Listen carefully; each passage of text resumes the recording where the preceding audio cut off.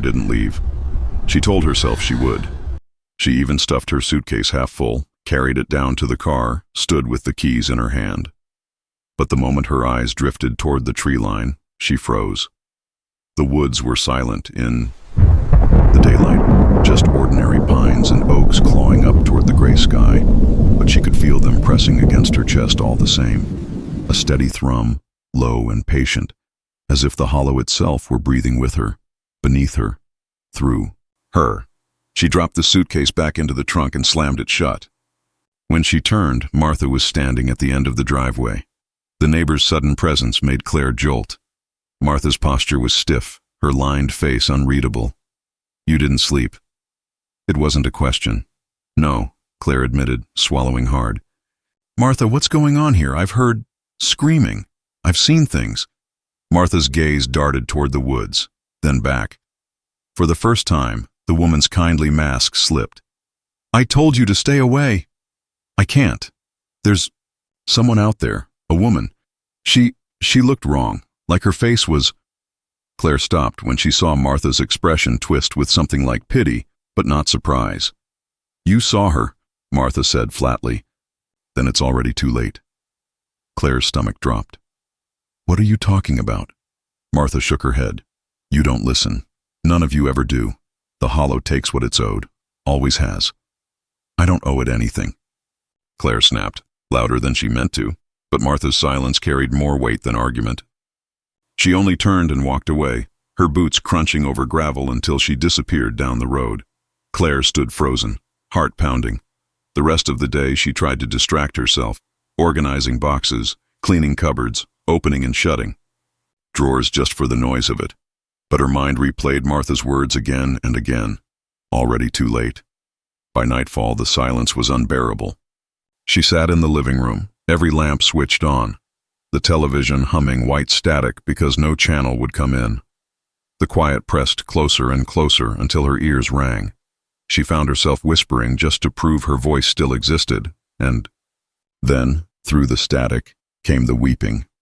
Faint at first, as though leaking in through the walls. Then louder, rising over the hiss of the TV until it was all she could hear. A woman sobbing, broken, guttural, raw. Claire clutched the remote, volume up, volume down, power off, power on.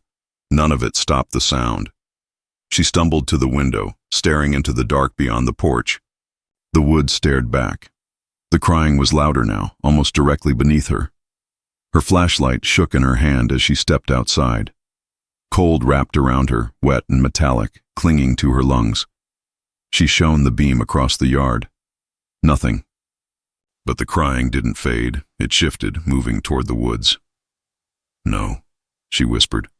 "Not again." But her legs betrayed her. They carried her toward the trees, breath clouding in the air, beam trembling across the undergrowth. Each step was like sinking into water too deep to fight. The weeping led her to the clearing where she'd seen the woman the night before. The ground was disturbed here, soil clawed open, roots broken. She knelt, heart hammering, and brushed dirt away with trembling fingers. Something pale gleamed beneath the soil. A hand. Claire gasped and stumbled back. It was small, delicate, fingers curled as though frozen mid-grasp. A woman's hand, bone-thin, gray with rot. She scrambled to her, feet bile burning her throat. The weeping turned into a scream again, piercing, jagged, shattering her skull. She clutched her head, but this time it wasn't just sound. It was words inside her. "Help me, help me, help me." "Who are you?" Claire sobbed. "What do you want? From me?" The woods answered with silence. Then another whisper. "Trade." Her breath hitched. "What?" The voice slid cold against her skull. "The hollow takes what it's owed. If you stay, you pay. If you pay, you live." Claire staggered back, shaking her head violently. "No, I never agreed to anything. I didn't." "You entered. You heard. You saw. Now you are part." The shadows seemed to bend closer. Her light flickered. The scream rose again, layered as though more than one throat howled through the trees. Shapes flickered at the edges of her vision. White gowns, twisted faces, eyes too wide, mouths too long. Not just one. Dozens. The beam cut across them, and they vanished like smoke. Claire collapsed against a tree, her body shaking uncontrollably. She couldn't move, couldn't breathe. The hollow thrummed beneath her palms, through the roots, through the soil. It was alive. It was listening. She forced herself to crawl back to the house, scraping her knees on roots, her palms bleeding where bark tore them open. She slammed the door behind her, bolted it, then slid to the floor, sobbing. Her phone buzzed. She grabbed it with shaking hands. A message from an unknown number. 3 words. The hollow knows. Her stomach turned to ice. She dropped the phone like it burned. That night, she didn't sleep. She couldn't. Every time she closed her eyes, she saw that wrong face turning toward her, mouth opening wider than it should, scream boiling through her skull. Every time she blinked, she saw the pale hand clawing out of the earth. By morning, her reflection was unrecognizable, sunken eyes, hollow cheeks, lips pale. She told herself she'd go to the sheriff now. She'd tell him everything. Even if he laughed, even if he thought she was crazy, she couldn't do this alone. She got into her car and drove into town. The streets were nearly empty, storefronts, quiet. When she walked into the sheriff's office, the man behind the desk barely looked up. "Help you?" he asked, not unkindly, but with the air of someone used to routine complaints about noisy dogs and broken mailboxes. Claire's voice shook as she explained. The screaming, the figure, the grave, the text. Her words tumbled over each other, desperate, frantic. When she finished, the sheriff just stared at her for a long moment, chewing thoughtfully on his lip. Then he sighed and leaned back in his chair. "You just moved into Briarwood, didn't you?" "Yes." He nodded, as if that explained everything. "Best advice I can give you is leave. Sell the house if you can. If you can't, get out anyway." Claire's throat tightened. "So you believe me?" His gaze darkened. "Ma'am, I don't believe, and I don't not believe. I've heard stories like yours for 20 years. Every time someone new moves into that hollow, I hear the same thing. Screams, shadows, faces that don't belong. Every time, it ends the same way." Her chest constricted. "How?" He didn't answer. He only looked at her with tired eyes, then said, "Leave while you can." She wanted to scream at him, to beg him not to dismiss her, but she saw the truth in his gaze. It wasn't disbelief, it was resignation. By the time she drove back, the sun was sinking. Shadows stretched long across the yard, reaching for her porch. She carried the sheriff's words with her like lead in her chest. "Leave while you can." But when she stepped inside, her phone buzzed again. Same unknown number. Another message. This time, you can't. Her knees buckled. She sank to the floor, staring at the words as though they were carved into her skin. She realized then she wasn't free to choose anymore. The hollow had already chosen her. The night swallowed her whole the moment she stepped past the tree line. The house, with its weak glow in the windows, shrank behind her until it felt like nothing more than a fragile memory she might never return to. Claire kept the flashlight. Steady this time, her grip tight enough that her knuckles whitened. The beam jittered with every thud of her heartbeat, carving out slices of white against the black. But no matter how far she cast the light, the trees seemed to fold in tighter, their shadows thickening, pressing. "Hello?" she whispered again, her voice trembling. No answer. Only the low sigh of wind bending through branches. Yet beneath it, she thought she heard something, like weeping. Thin, ragged, carried on the air. Her boots squelched through the damp ground, every step sinking a little too deep, as though the earth itself wanted to claim her. The weeping grew louder, pulling her deeper into the hollow. Her chest burned. Her rational mind screamed to turn back, to get in the car, to drive until Briarwood. It was nothing more than a bad decision she'd erased, but she couldn't. Not when someone might be out here suffering. The beam swept over a clearing up ahead, and she froze. At first, she thought she saw a woman standing there, her back turned. White nightgown, hair long and black, trailing down her spine. The fabric stirred faintly, though there was no wind. Claire's throat closed. She forced herself to breathe. "Hey!" she called, taking a cautious step forward. "Are you all right?" The woman didn't move. Claire inched closer, each step scraping against her nerves. She was 10 feet away when the woman finally turned. Her face was wrong. At a glance it seemed human, but the features didn't sit correctly, as though someone had taken the pieces of a face and rearranged them, almost, but not quite, right. Eyes too wide, mouth too long, skin stretched tight. She stared at Claire with that face unblinking and opened her mouth. The scream exploded out of her. Claire staggered back, her flashlight beam swinging wildly.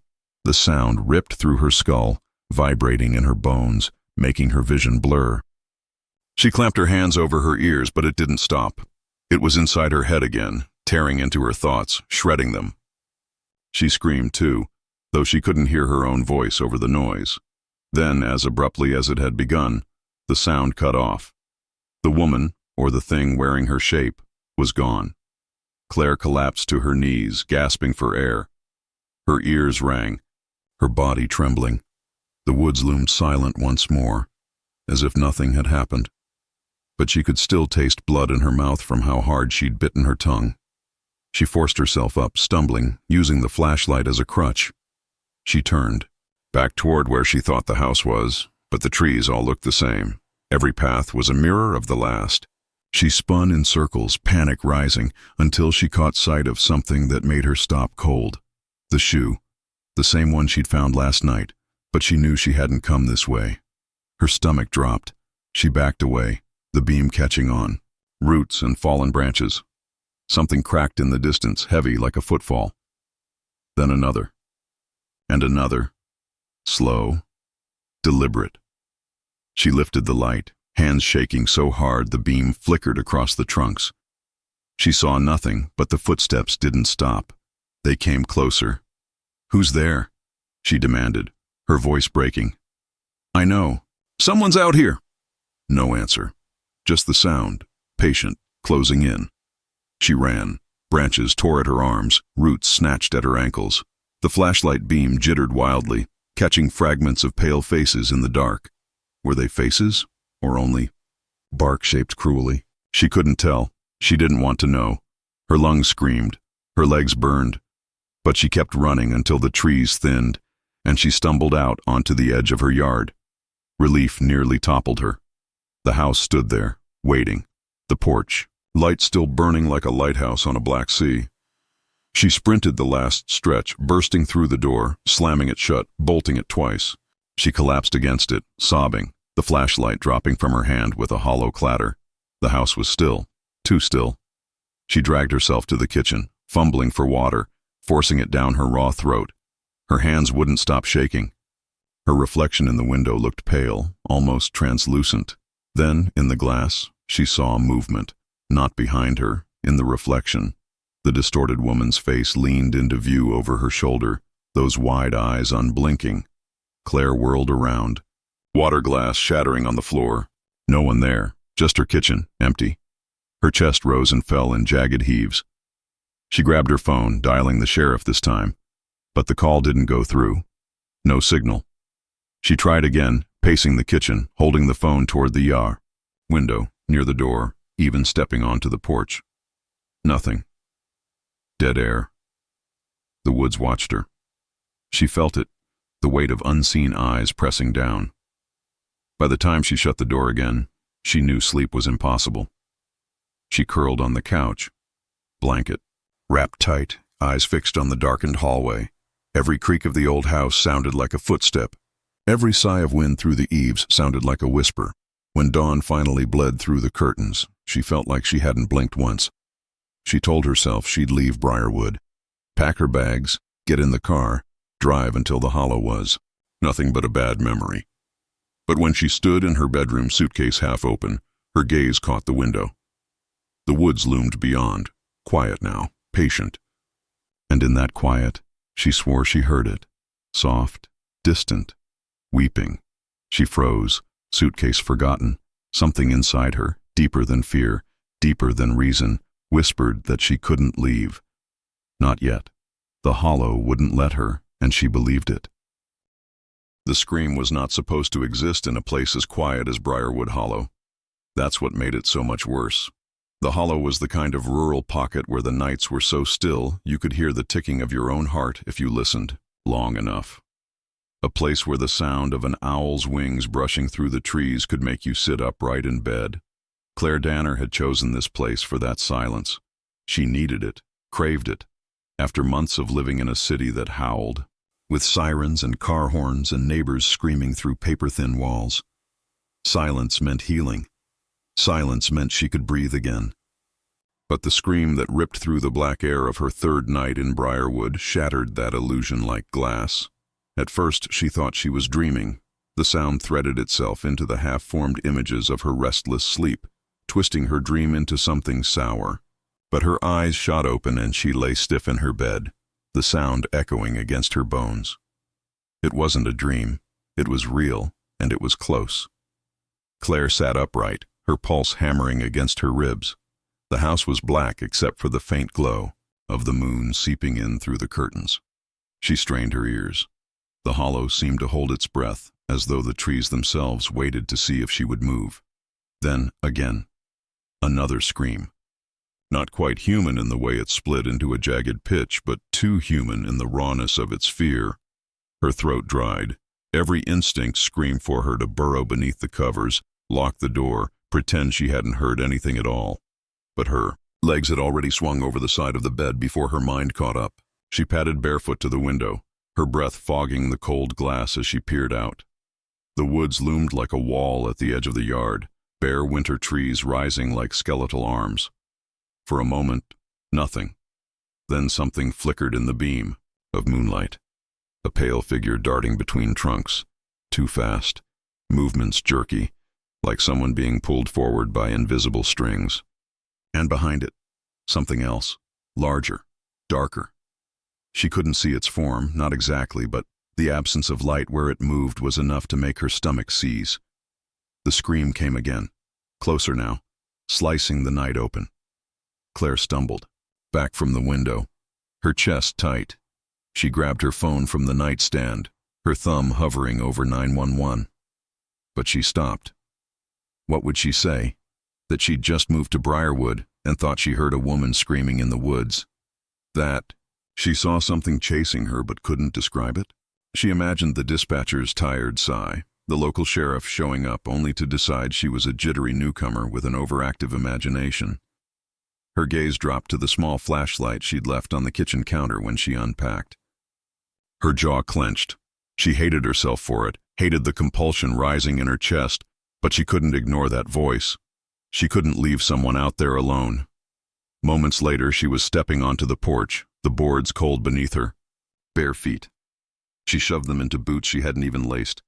The night air bit into her skin, damp and metallic, the scent of wet earth heavy in her nose. She flicked on the flashlight, its narrow beam trembling across the yard. "Hello?" Her voice cracked. She cleared her throat and tried again, louder. "Hello? Do you need help?" The silence that followed was almost worse than the scream. The hollow didn't just absorb sound. It seemed to smother it, as though every word she spoke was swallowed whole by the trees. She forced her legs forward, boots crunching through brittle leaves.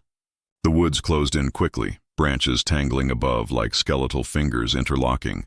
The damp soil sucked at her soles, and her flashlight beam jittered over black bark, roots like gnarled veins, hollows that could have been nothing or could have been mouths waiting to open.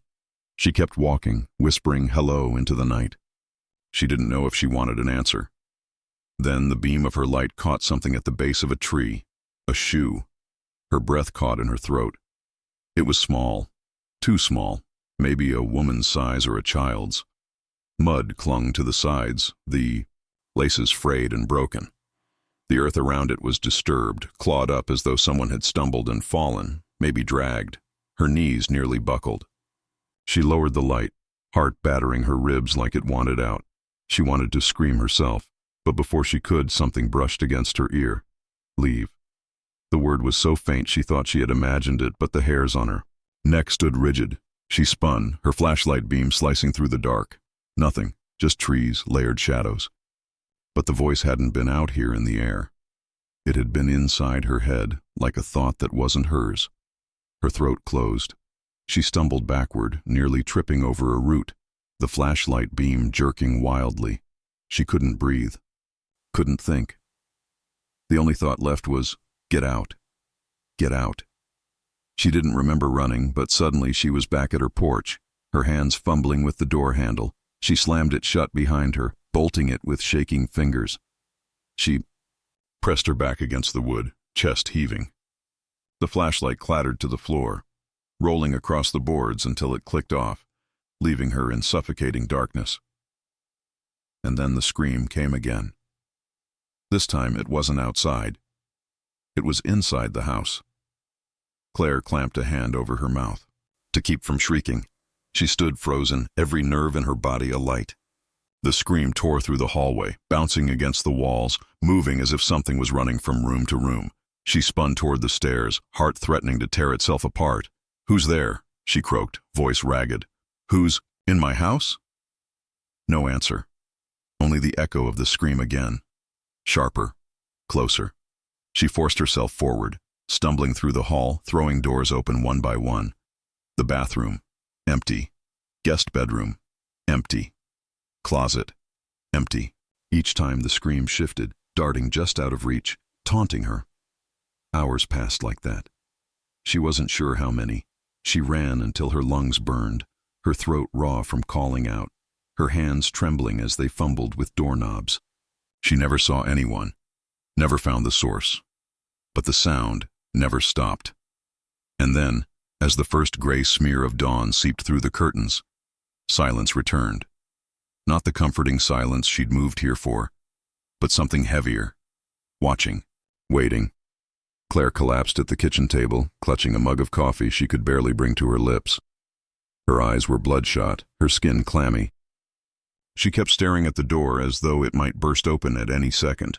Her phone buzzed, jolting her. She fumbled to answer. It was Martha, the neighbor she had met briefly while moving in, a stout woman in her 60s with kind eyes and a voice like warm bread. "You all right, dear?" Martha's tone was casual, but there was an edge beneath it. "Saw your lights on all night." Claire hesitated. She didn't know what to say. "I thought I heard something. Out in the woods."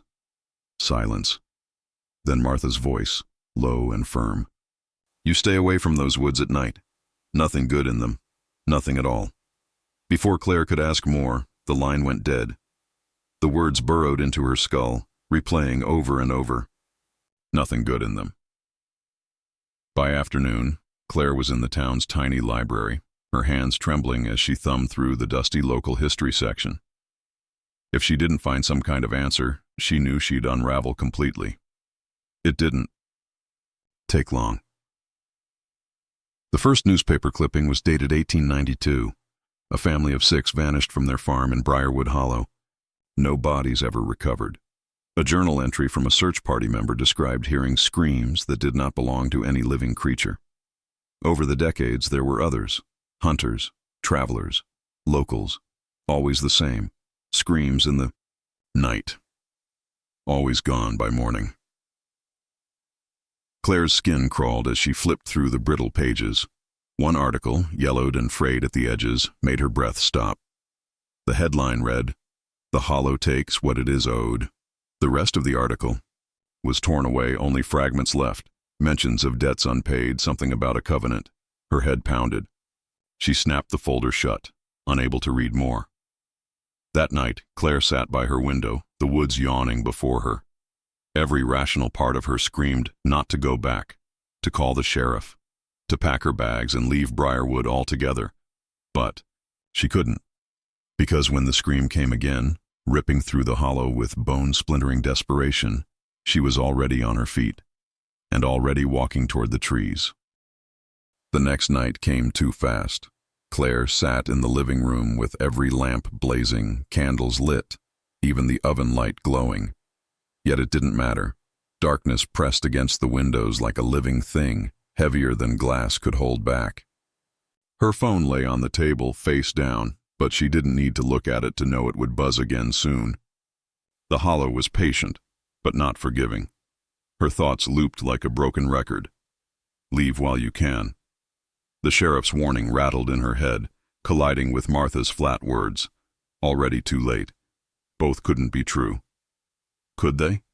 When the first buzz rattled the table, her stomach clenched. She didn't move. Another buzz, then another. Finally, her shaking hand flipped the phone over. The hollow takes tonight. Her throat locked. The phone slipped from her hand, clattering to the floor. Almost immediately, she heard the crying again. Louder than before. Not from the woods, this time, but from inside the house. Claire grabbed a kitchen knife, clutching it in both hands as she crept through the hallway. The sound came from upstairs. Every step up the staircase felt like moving through syrup, her body resisting, but the sound pulled her like a hook. At the end of the hall, her bedroom door was open. She hadn't left it that way. Inside, on the bed, lay a woman, or something, shaped like one.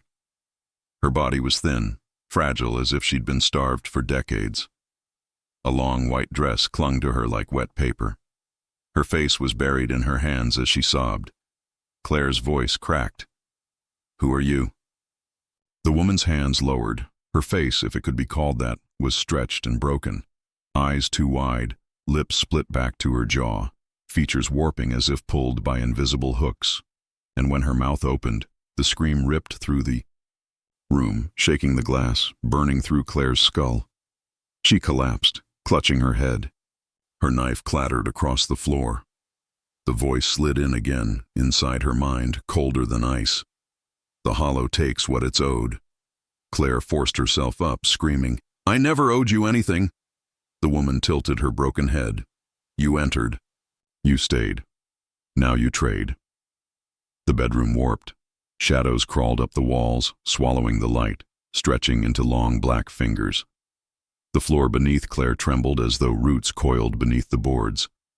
She staggered back into the hallway, but the walls bent, shifting, her home reshaping into something unfamiliar. Suddenly, she wasn't in the house anymore. She was standing in the clearing again, the soil torn, the hand still clawing its way out. But this time it wasn't just one hand. Dozens broke through the earth. Men, women, children, skeletal fingers reaching, grasping, pulling. Claire screamed, stumbling back, but the shadows pushed her forward. The woman appeared again, gliding across the clearing, her mouth open too wide. "Choose," the hollow whispered. "A soul for a soul.